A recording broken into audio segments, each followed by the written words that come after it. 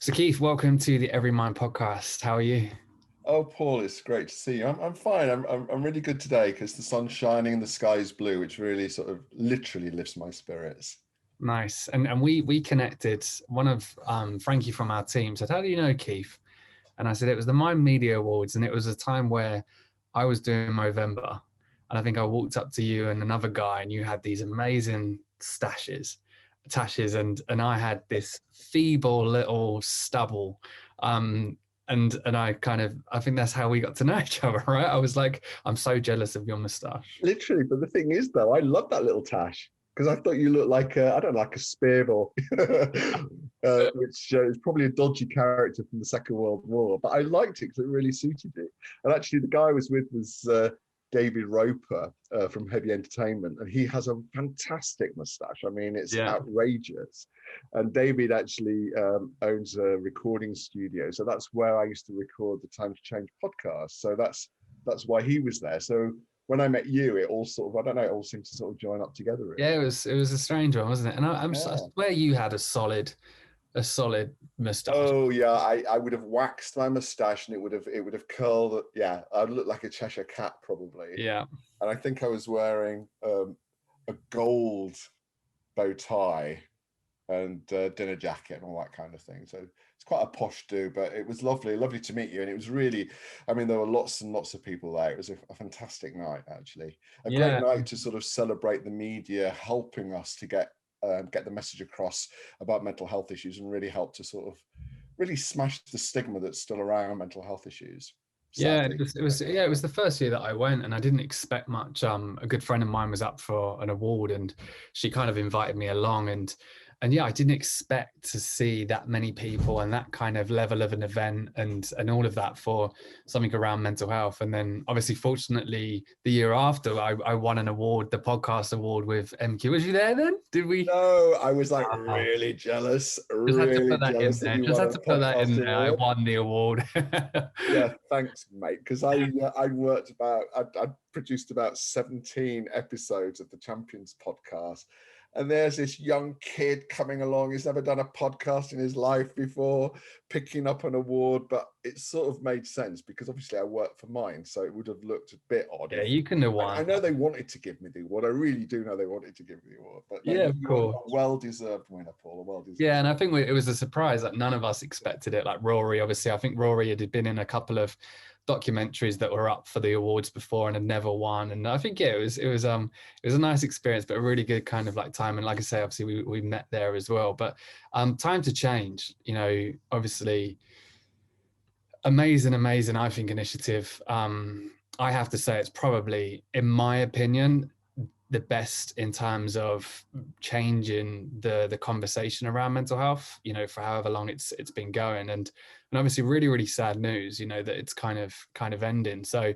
I know you've been kind of a pivotal part in that. So how are you feeling all about it? Well, I mean, thank you for saying. I mean, yeah, I mean, it is really sad news. Time to Change will come to an end. It's the end of March 2021, and it's been going certainly. I joined Time to Change on the 1st of July 2009, and I think it'd been going for about a year, 18 months, maybe 2 years prior to that. And when I joined Time to Change, I mean, I joined as a temp actually to work. To work on a series of events with the BBC Headroom, where they'd given us an hour's slot on each of their stages. They had all these stages in different parts of the country, like Hull and East London and places like that, Birmingham. And the idea was that we had an hour to fill with content. And so it was a question of trying to find people with lived experience, because that was the really important thing, because what I wanted was people with lived experience to actually fill that time. And when I joined, I mean, it was the work I was working on was all about interacting with physical activity. It was called Get Moving. So it was trying to find, people with lived experience who maybe did keep fit, for example. Like in Hull, there was somebody from Haymind who did like an aerobics class. And lots of movement going on. I think we had some Royal Ballet dancers in London. I mean, I managed to find all sorts of different people. But it's really interesting because it was a great introduction for me working for Mind in meeting other members of the team because of course I went to them saying, do you know anybody with mental health issues? And that sounds ridiculous, but of course we're talking about, 2009. And even in my own family, I come from a family with mental health issues, but we didn't really talk about it. We didn't talk about when my mom was in the psychiatric unit. We didn't really talk about how we felt about that. There was a lot of shame and ignorance. This was in the sort of late 1970s.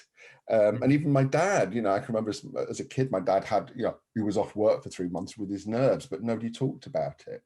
So all of this stuff has actually come out over the intervening years when I've been working at Time to Change, and I've suddenly realized, oh my God, not only were we affected personally by mental health issues, but also the stigma around talking about it as well as a family. And of course, I've got my own lived experience of mental health issues too, which certainly have happened before I went to mine. I mean, I think I went grey before I went, whilst working at Time to Change and Mind, as I've been there for quite some time.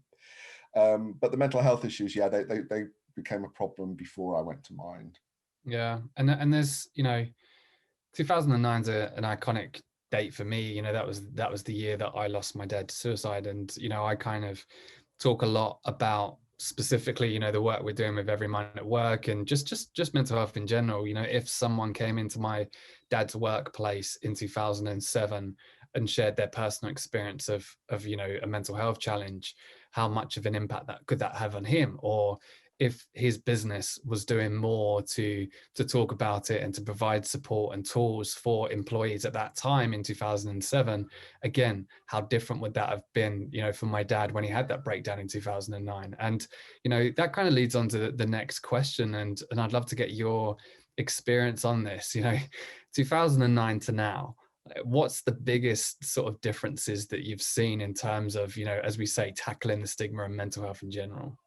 Oh gosh, I mean, there have been lots of changes, Paul. I mean, I suppose the key one at this end of the campaign is the fact that public figures like members of Parliament, it's probably about 5 years or so, stood up in Parliament. And I think it might have been a Tory actually was the first one to sort of stand up and say, I have a mental health problem. And it was a bit like I Spartacus, because suddenly, a Labour member of Parliament stood up, and then a Liberal, and then another Tory, and then another Labour, but that was amazing. The fact that they could do that. It was probably about 5 or 6 years into that Time to Change being active, and sort of really working with all sorts of different people to really sort of be open and talk about their lived experience. And then, of course, in the last couple of years, we've seen the likes of Prince William and Catherine, Meghan and Prince Harry actually talking about their own mental health issues. And I can guarantee in 2009, there is no way that a senior member of the royal family would have shared their most intimate mental health issues with the world, let alone with the nation. And I think that has been a dramatic turn of events.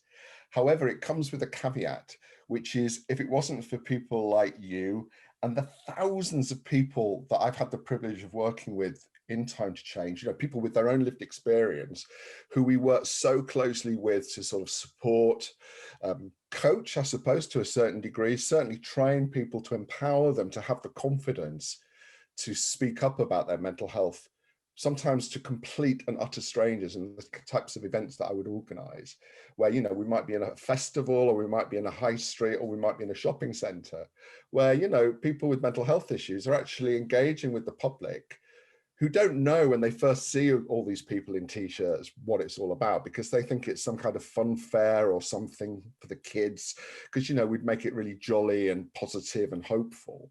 But once they got talking to people with mental health issues and they just shared a little bit of their lived experience, we know that that had a profound effect on people, because Time to Change is exceptional in how it measures the impact of the work that we do. We would go back, we would question people, we had evaluators who would go and question people about that experience you just had talking to somebody. And then the evaluators would follow up in 3 months' time and 6 months' time to see how behavior or attitudes had changed. And so, if you look at the vast amount of research that Time to Change has done, you can actually see where the increase has been. So much so that, you know, somewhere almost like 6 million people's attitude has been changed, and consequently their behavior over the last decade or so. And that for me is the most remarkable thing. But, you know, I have to congratulate our champions, because if it wasn't for ordinary people speaking up, you know, you wouldn't have the business leaders, the politicians, members of the royal family actually being so open and honest about their own mental health issues. So, you know, I would always congratulate and thank the thousands of Time to Change champions that I've worked with, because they're the ones, they're the driving dynamo, the energy behind this social movement, and which has made the change that we're all benefiting from now, because so many more people are talking about mental health issues.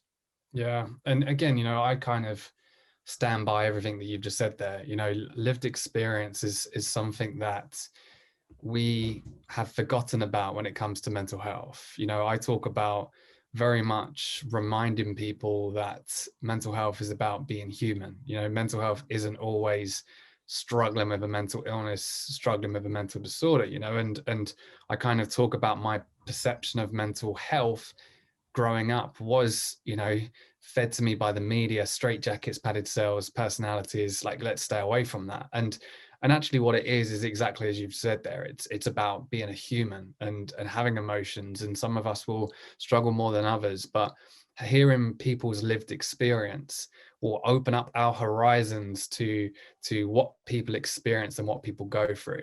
And like you said, I think you've done that amazingly at Time to Change, and you know, yourself, I know you're obviously vocal about your own mental health as well.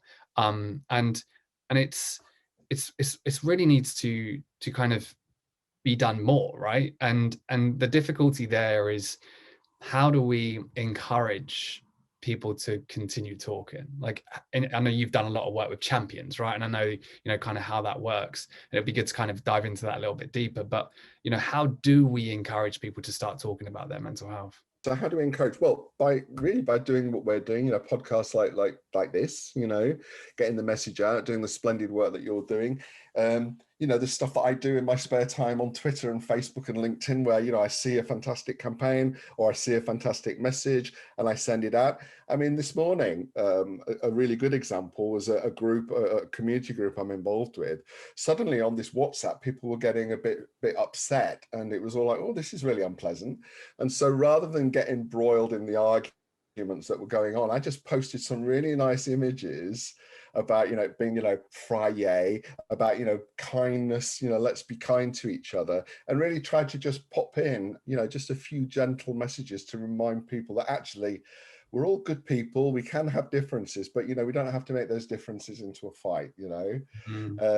And it was really interesting because I was getting some really positive feedback. So, you know, people really did benefit from that. I love But that I as think, well, because sorry, Keith, I love that because, you know, sometimes when we're talking about stigma, we expect a quick change, or we expect a big, like, massive impact. And actually, as you've said, resharing something on Twitter or posting it to your Facebook, or, you know, adding some kindness to a conversation, you know, or catching someone if they're maybe, you know, using the wrong language or whatever, you know, not judging them, but just kind of trying to re-educate them in a kind way.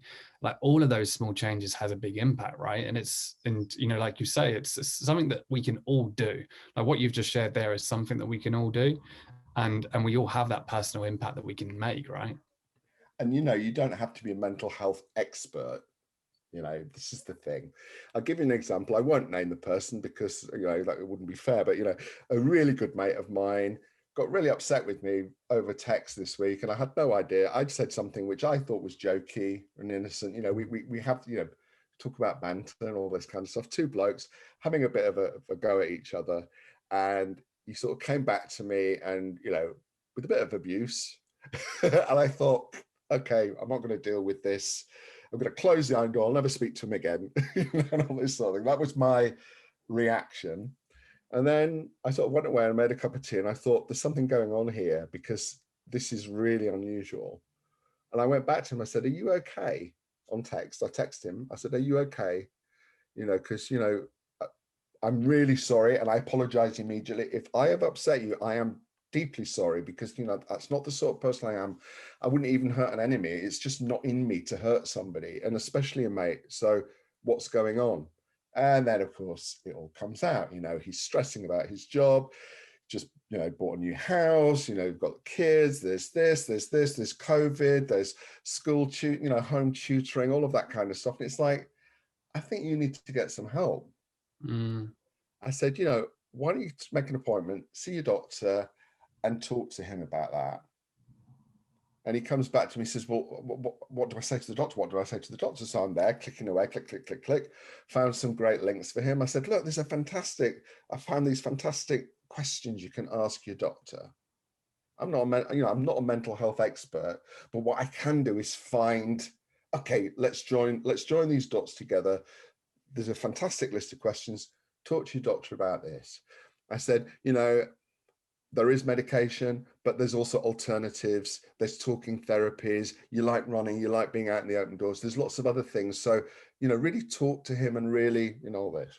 Anyway, get a message from him last night saying, I took your advice, saw the doctor.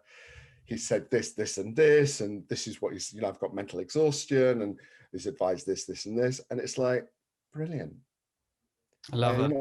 Like, I'm not a psychiatrist, I'm not a doctor. I do have empathy and I do have understanding. And also, I've got over a decade's experience now of working with people with mental health issues, sometimes really, really serious mental health issues.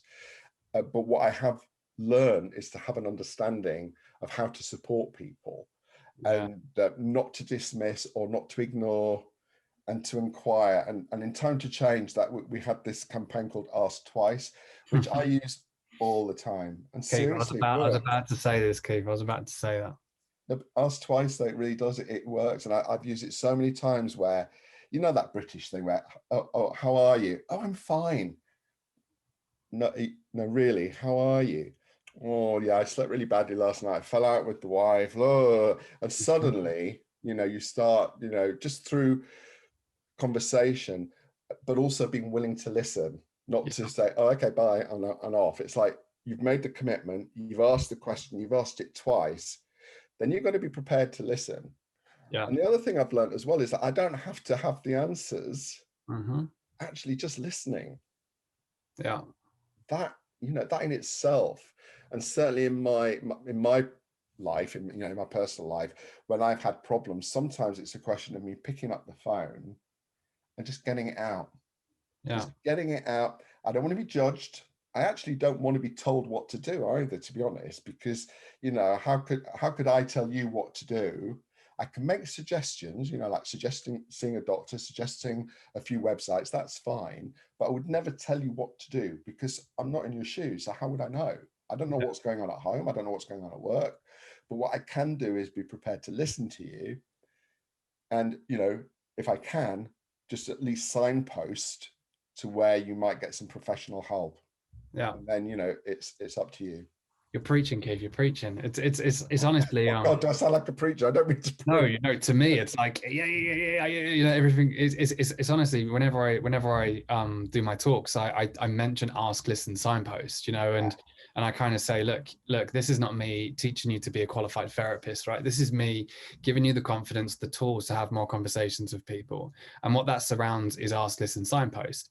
And I say, the biggest mistake I made with my dad, the biggest mistake that I continue to make with my children, because again, it's natural, is ask, listen, solve. Instead of ask, listen, signpost, I go ask, listen, solve. And, my dad as that example is ask him if he starts to talk to me, I listen. And then, Dad, you got nothing to be depressed about. Why don't we go for a run? Why don't we do this? Why don't we do that? And I'm trying to take that pain away. And, when I was in that situation at 21, like you said, last thing I wanted was someone telling me what to do. All I wanted was that ear, that compassion, that non-judgment, and that, hope. Oh, we can get through this. You need to go and see this person. And whenever I talk about the ask section, always talk about ask twice. Like, I don't know who come up with that as a campaign, but honestly, it's the reason why I spoke to my therapist at 21 or whatever it was. She asked me twice. The reason why I've got so many people around me to talk about how they feel is because I've asked them twice. And it's literally, as you've said, how are you? I'm fine. It's just that I've noticed over the last couple of weeks, you've been withdrawing yourself from sort of situations. I might be overthinking this, but are you sure you're okay? Like, that just gives them like, oh, this person actually cares, he's got time, he wants to listen. And yeah, kind of as you've said, it's just giving people those tools, like you've just said, of you're not going to have to be a therapist here. You've just got to be someone who can have these conversations. That's all it is. So yeah, I love that Ask Twice campaign. Do you know who come up with that? I'd love to meet them.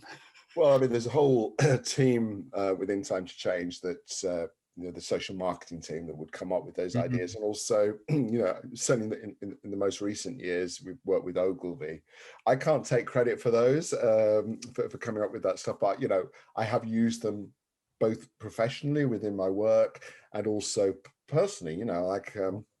I ask people in my local Sainsbury's, when I go to Sainsbury's, because especially when I moved to the East End, because I didn't know anybody. And so I used to and also because, I need to practice. If I'm trying to coach people with lived experience, how to have those conversations with complete strangers, I've got to be good at it myself, because we want people to be confident and be able to do it. And so that's what I would do for practice, was I just ask complete strangers. I mean, it's sort of quite easy in a supermarket or in a shop, because, that people are there to sort of help you. But I can remember the first time I did ask somebody how they were, and they looked at me and was like looking around, and then, no, I'm genuinely interested. How are you?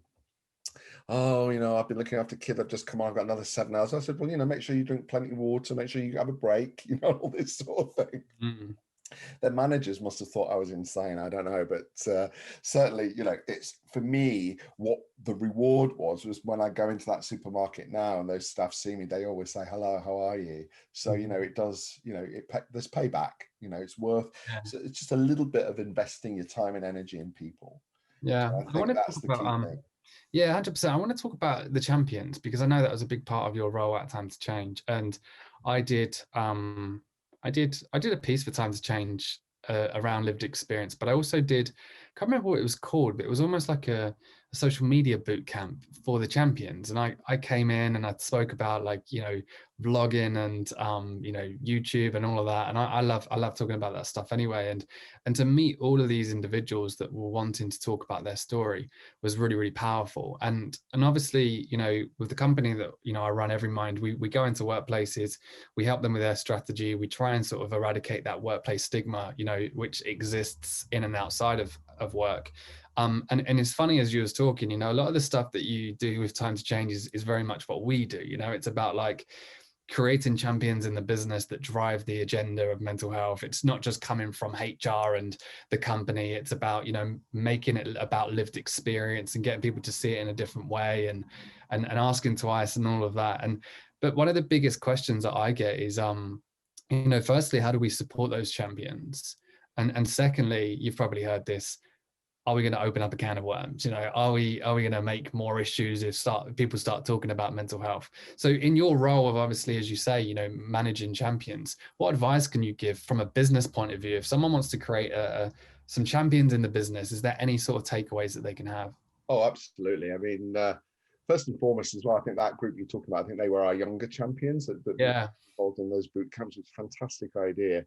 We did similar things with older champions. We really sort of coach them how to speak to individuals at big public events, but also speak out. So, we have them speaking at conferences and that kind of thing. And also, I think the important thing as well is that those champions were involved as well as we formulated and evolved everything that we do in Time to Change. So even a training program, get feedback from people, involve them in the training as well. I mean, that's the other thing, because so the sorts of things that I would advise is lived experience is always powerful. Mental health has really benefited from people being brave enough. And what I'm seeing now is that lived experience is also popping up in other issues as well, where people are seeing the value for it. I think the key thing from anybody who's working with people with lived experience is to ensure that there's sort of like some kind of security and safeguarding issues and risk assessments, those sorts of things.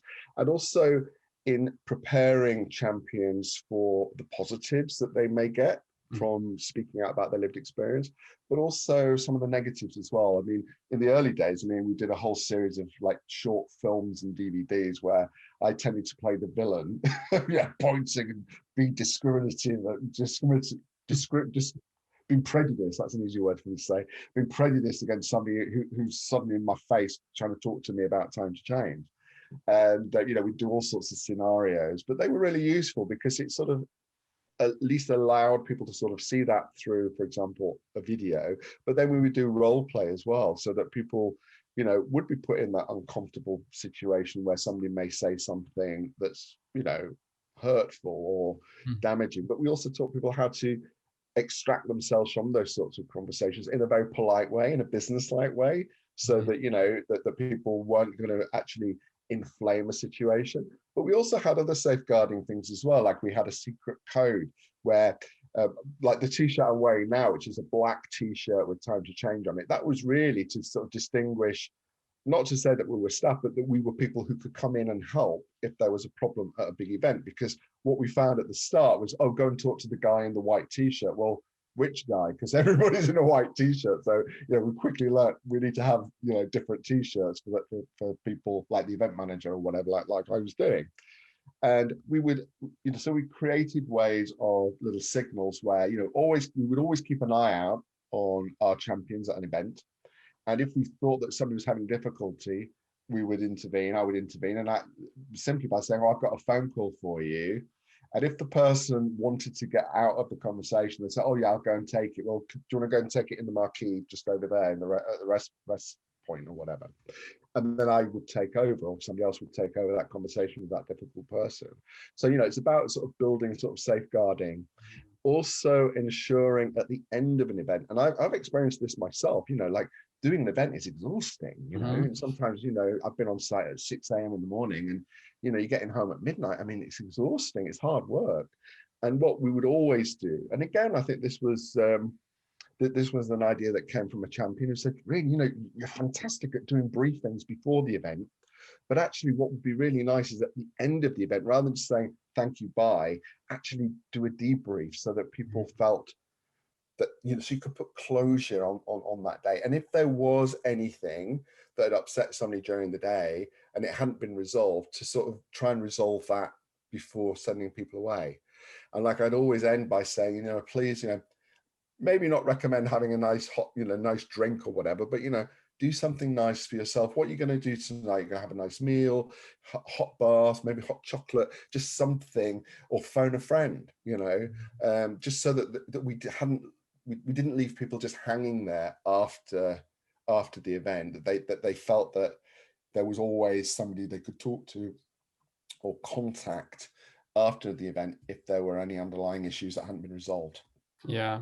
And I love that. And I think that just goes to show, you know, with your experience, that there's so much more that goes into something like implementing champions into a business than just saying, we have 10 champions, you know, and then that's it. And that's the biggest downfall that I see. And something that I always push back on. It's, you know, the same as mental health first aiders, you know, or we've got mental health first aiders. It's like, okay, what are you doing to support them? What are you doing to make sure that they're protected? You know, what are you doing to make sure all of that? So as you said, almost in a way, it's that if you've got champions in the business, let's use them, these passionate people that want to drive that lived experience and kind of drive that in the business. But, you know, at the same time, it's massively important that they're supported, that they've, as you said, got that kind of like debriefs when they're kind of having those conversations. And it's massively important, like as you say, about as the part of it that I'm thinking, you know, as I share my story, you know, that vulnerability that you share, you're putting yourself in a vulnerable situation. Now, if someone's very negative to that,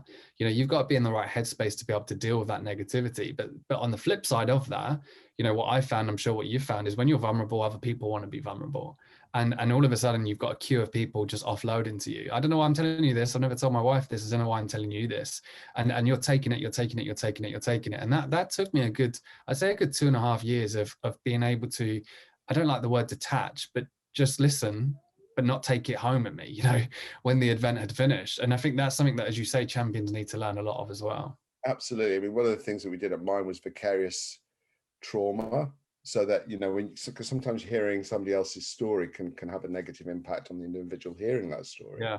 So we were even very mindful about how much champions should or shouldn't share with complete strangers, members of the public, because we have no idea who these people are. You know, they're out shopping or they're at a festival. Mm-hmm. You never know what my story is going to do. In a way, it sort of reflects back to the story I talked about my friend, where, you know, I was sort of criticizing him about something because, oh, you know, you've got nothing. Literally, it was like, you've got nothing to worry about. You've got this, and this, you know, and I'm stuck at home on my own, blah, blah, blah.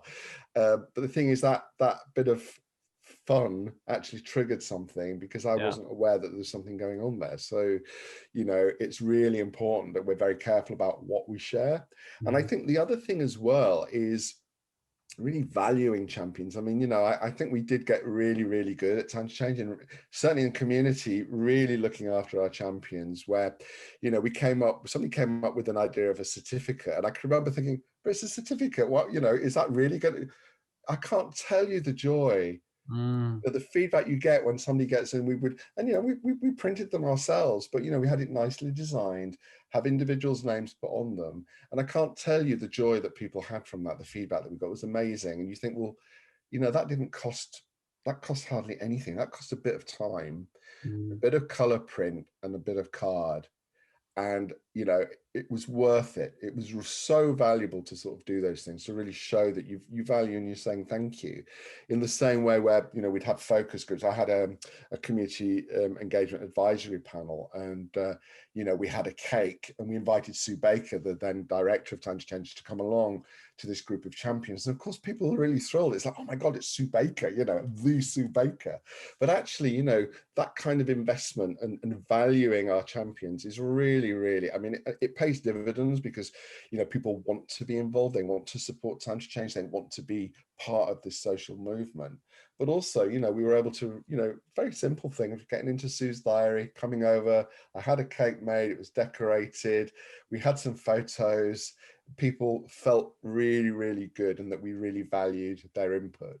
And I think that's the other thing as well, is that, you know, at the core of Time to Change, you know, like you talked about the Ask Twice campaign. Now, I don't know which individuals were involved, but there would have been champions in focus groups. Mm-hmm. They would have fed back on that, just as there were champions involved in the website design, that they focus group and test that feedback. The same with the Time to Change Champions podcast, you know, that had at its very core champions all the way through it. I consulted with so many people on that, involved so many people. And when I was designing it, I think it was David Roper said, oh, you need to have Ollie Alexander, which, you know, as it happens, Ollie's really big now. But as a pop star, you know, you thought, oh, he's a really nice, and I'm saying, David, fantastic, but the stars of my show, of this show for Time to Change, are actually the champions. So I don't want that celebrity bit coming in, because actually the people that are most important are the champions. It's not me, you know, it's the people whose lived experience I want to share, not just for the details of their lived experience, because actually that's, you know, just to say I have lived experience, I think it's quite a powerful thing to say publicly, but more about how people use that, you know, to drive their passion, you know, their mini dynamo, the energy, you know, that we were able to harness. And really, you know, those are, you know, those fantastic champions are the ones that have been spreading and embedding anti-stigma work right across the country, in the hubs and in their champion campaign groups that we set up. You know, we sort of set up groups right across the country so that they would feed back into the whole Time to Change program. Yeah, I mean, I think nothing was produced in Time to Change that didn't involve people with lived experience. It's amazing, and it's honestly just, it's so refreshing to hear, and it's so sad that it's ending. And I'm sure it's sadder for you because you've been there for a very long time. And it's just, you know, I think if anyone's listening to this or watching this that you know, works within a business or whatever it is, and they're talking about, you know, implementing more, I always say it's unsexy. No one wants to talk about it. It's not quick, but you have to tackle stigma first, because, you know, you implement training, you implement an app, you implement whatever. If stigma still exists, no one is touching it. No one is using it because they feel judged. They don't want to talk about it. And as you've seen from that growth and the results that you've had from Time to Change, you know, it wasn't just one campaign that you guys did. You know, Ask Twice was a very successful campaign in my eyes, very memorable. There was other ones that I remember. You know, I'm sure there was plenty that didn't work, but it was like chipping away at it. You know, the same with Champions, and it's just that long period of time where I believe times change have moved that conversation on, right? And the way I see stigma is I'm going to keep talking about it until I'm a great granddad, and then maybe, you know, the conversation might have moved on even more, because it is going to take that time, isn't it? You know, you spoke about your almost parents' approach to mental health and how much that impacted you. And but yeah, I think any business, you have to address stigma, right? You have to address stigma before you implement anything. I'm conscious of time, but there's so much that I could ask you, Keith. We'll have to pick this up on another call, I'm sure. I want to touch on, if you don't mind, a little bit about that personal experience that you went through. You know, how did that impact you? You know, especially sort of going through, you know, both parents in a way, you know, having that struggle. How much did that impact you growing up? Yeah, it's a good one, isn't it? Because I mean, there was a lot of mental health problems in my family, and I suppose it sort of sparked off. I mean, I had a lovely family. I do want to say that my parents were wonderful, but our lives sort of changed when I was about 13. We'd been away to Mallorca, the first time I'd ever been out of the country. Went to Mallorca with my parents, had a wonderful holiday, but when we were at the airport coming back, we were due to be picked up at Gatwick Airport, because we flew from Gatwick, by my mom's eldest sister, Auntie Marion, and her husband. But when we phoned, we discovered that she wasn't going to be there at the airport. She was actually up north. My family were from County Durham, my mother's family. And long story short, one of my mom's sisters was killed. Mm. Which really sort of, I mean, you know, my mom had to have oxygen on the airplane. I mean, it was awful, awful, awful, awful. And I think probably that was, I think my mom probably always had mental health issues, but we didn't know. But that was the major trigger, the death of my Aunt Edna, really. And then our lives were never, ever really the same after that. And, you know, that family was broken up. We had a suicide, unfortunately, in the family, which was my cousin John, which again very much sort of disturbed all of us. And at one point, my cousin Jane came to live with us because it was felt that she would be better in our family. So, and Jane had mental health issues too. So it's like, it's always been there, but it's really weird when I think about it. It's like it never really sort of talked about it. I was aware of it, and you know, I'd go to psychiatric hospitals for visits and all of those sorts of things, but we didn't talk about it in the way that people talk about mental health today.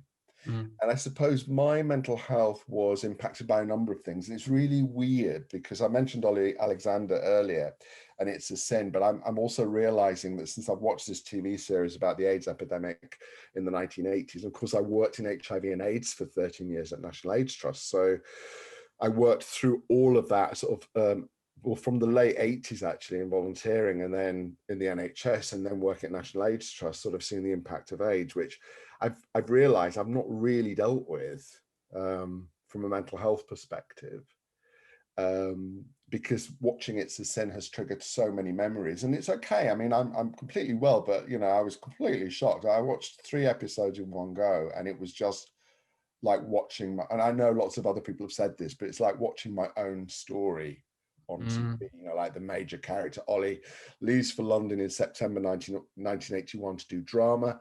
I left Leeds in 1981 September to do drama, and I'm sitting there watching this thinking, has Russell T Davies been watching my life, you know, and all this sort of thing. So there's that aspect of it.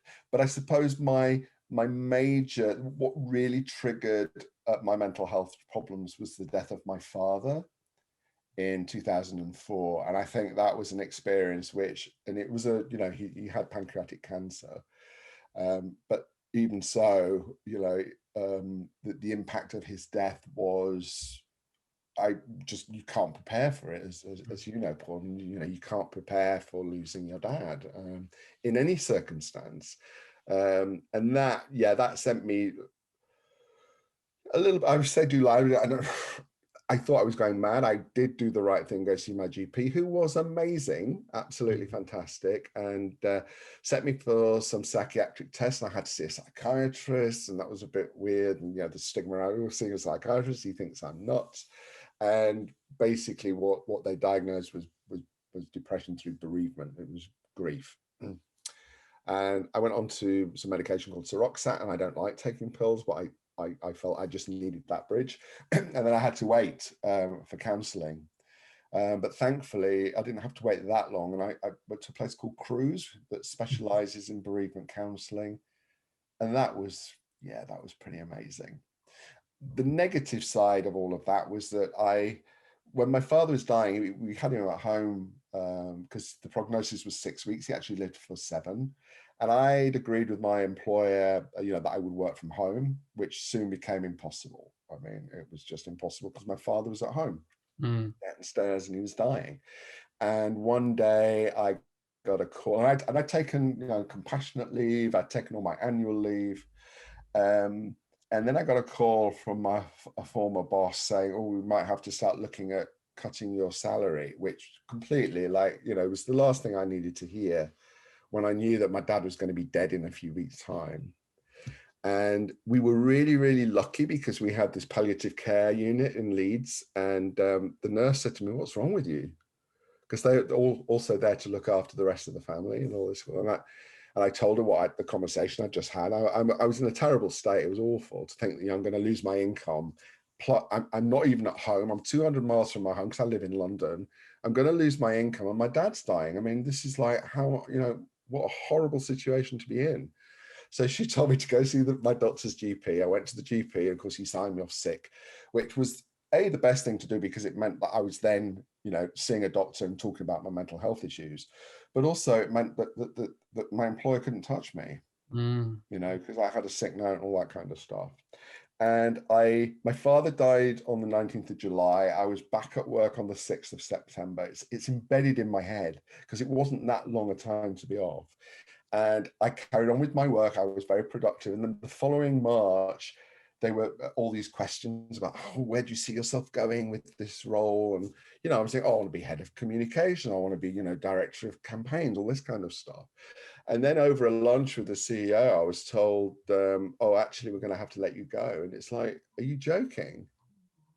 But you know what? It was the best possible thing because, cut a long story short, I was a company that designed websites for me phoned me up. I was doing my last event and it was at the TUC, and I was actually just sitting all my guests down for lunch because we train them to lunch, and I get a call saying, "Oh, we've got a job, but there's an issue about where it is." And I said, "Well, where is it? Is it Manchester, Dewsbury?" This is what I'm thinking. And they said, "Sydney or Melbourne."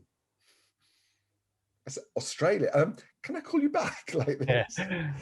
Anyway, within a couple of weeks, I was flying down to Sydney, and that weekend, my new boss took me out on his yacht, and we're sailing across Sydney Harbour towards the Middle Harbour Yacht Club. That was his yacht club, where he was taking me for lunch. And we had fish and chips and a beer, sitting on a veranda, watching boys on surfboards. And I thought, I have died and gone to heaven. And even though I was still suffering with mental health issues and running out of my medication, Australia for me gave me a completely whole new lease of life because I went there not knowing anybody. I very quickly realized that I had to say yes to everything. Going yachting, going to the racing, going to the football, going to the cricket, going to a complete stranger's barbecue, Australia. I just said yes to everything. And I seriously think, I know it's a dramatic thing, but I think that really seriously saved my life because it's just what I needed. And the beauty about it was that my father always wanted to be a $10 POM, and he wanted to emigrate. When my sister, it was before I was born, but then my mum got pregnant with my sister, and so they decided not to. And so it really felt as if I was somehow fulfilling something for my dad. Yeah. In that brief period, I was there for 6 months in Australia working, and I just had the most wonderful time and have made lifelong friends who I do this, Skype with them and all that kind of stuff on a regular basis. And that really, really changed my life. That's an amazing story. And it also is very representative of just hold on. It's like everyone, when you're in that place, just hold on because you don't know what's around the corner. And it's about just getting through every day, every hour, every minute, because if you can just hold on, you don't know, you might be on a yacht in Australia in the next month or two. And that's a perfect example of that, isn't it? And that situation from your employer is something that we still hear today. And I'm sure, as you know, and we haven't got time to go into it, it happens way too often. And that's something that we're wanting to change. The big difference with Mind was that when my mother died, and I mean, they were incredibly supportive, and I'd been up in Leeds, and I'd driven back to London on the Thursday night saying I'll see you next weekend, because they were due to send my mum home. She was okay. I get home very late on the Thursday, well, it would have been the Friday morning. On the Friday morning, I'm at work, and my sister phones me and says, "You've got to come back, she's dying." Oh my God, it was awful. And anyway, went back to Leeds, and basically my sister and I sat with my mom for 5 nights, 5 days, completely. We didn't leave her side. And my mom died, and we had the funeral. The difference was that I was back at work at Mind within a couple of weeks, and I was supported. I had, the director coming, putting their arms around me, giving me a hug, people being kind and supportive.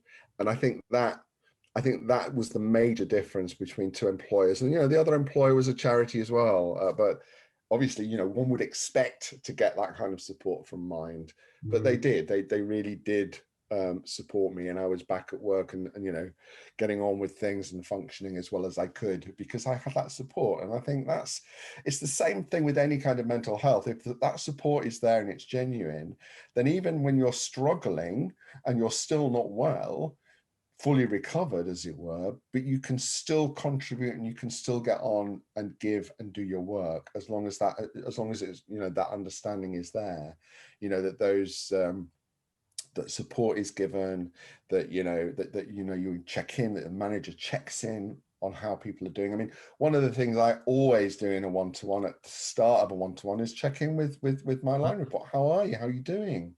Anything of concerning you?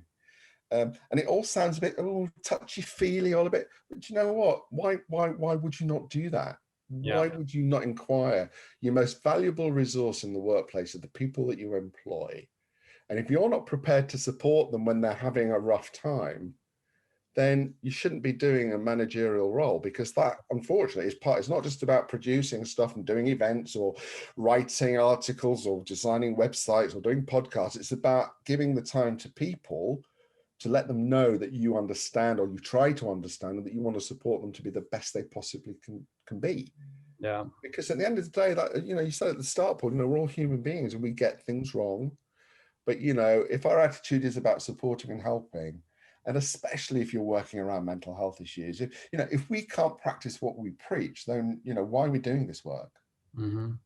Yeah, I agree. It's like you say, it's the check-in is you have to ask yourself, what's the alternative? If you don't check in, what's the alternative? And I sadly know, and you sadly know, that the alternative could be quite bad. And it might seem, something that you're not used to. It might seem wishy-washy. It might seem a bit, I don't need to check in on that person. But, as you say, what's the alternative? Keith, as I say, I could talk about this forever with you. And also, on behalf of the team, we all wanted to kind of say a thank you to you and everyone at Time to Change for the kind of incredible work that you've done. Like I said, when I heard the news, I was shocked. I reached out to Joe, we did an LBC interview together. And again, just kind of seeing her intent of what she wanted to do in Time to Change was amazing. So it's definitely a sad ending, but I'm sure for you, it's the beginning in some ways as well. I'm sure you'll continue to push on as you are, right? Oh, absolutely. I mean, I'm involved I've just become a trustee of mental health, and our whole remit is about carrying on, really. I mean, it was set up during, whilst Time to Change, it was sort of set up. I've actually got a couple of champions who founded it, Davy Shields being one of them. And the idea is that, we will continue to sort of tackle and challenge stigma and discrimination. That's our key thing. And of course, there are thousands of champions all around the country. They're not all going to stop, I mean, certainly, there are people in Liverpool, and Bristol, and right across the country, all the hubs. We created 38 hubs in cities and rural communities right across the country, and those people are dedicated. I follow people all the time. That's the other thing as well, Paul. Nurture your champions, even especially when you don't need anything from them, because it's really important to keep those connections, keep those networks alive, because champions of the salt of the earth, and they really have done such wonderful work for Time to Change, and have really carried that message through to the country. And they're the ones that I want to thank, because they have actually changed my life for the better. Yeah, and yeah, it's the impact that, and again, I know you're not going to say you, but the impact you've had with those champions, you know, impacts their life, but how many people have they impacted and influenced from them sharing their story? And that's the domino effect of, you know, if you can help one person with lived experience share, inspire to help others, how many families are you impacting as well? So my team have also said, Keith, and you know, this is just for you. I don't know whether you eat chocolate, but what we want to do is we want to send you a Cadbury Hero chocolates box, because you're a hero. It's not my idea, but no, we wanted to give you a gift, and we didn't know what. So I want to lose weight, mate. I mean, I've put on so much weight. Do vegan alternatives or low sugar alternatives now, but the hero in the Cadbury's chocolate was, of course, there's other chocolates that you can use, but no, we wanted to send that out to you just as like a little sort of gimmicky thank you, because yeah, like we've been sort of, as we say, a couple of people in the team have been sort of admiring the work at Time to Change, and you know, when I said about you, we wanted to kind of, you know, jump on this podcast and hear from you as well. So just kind of want to sort of end it there, Keith, because like I said, I'm conscious of time, but thank you so much for taking the time out today to join us on this podcast. And is there anything that you want to kind of end it with, or people where they can find you? Well, I mean, what I'd like eventually, when we've got our new podcast set up, Paul, is I'd like you to return the favor and come and be a guest on Mental Health, because I'd really like to talk more about the work that you're doing, because I mean, it is incredible, because you're popping up everywhere, and you know, I think it's really important that your story gets told with Mental Health. Be great. 100%, I'm down for it, and hopefully you'll give me some chocolates in return. I know, I'm joking. But no, thanks, Keith. Just get the hero box sent back. I might still be on my diet, you know. Yeah, you'll send me the original box. It's like the gift that you give to someone else, or a box of empty wrappers. Good stuff. Thank you, Keith. All right, fella. Cheers, mate.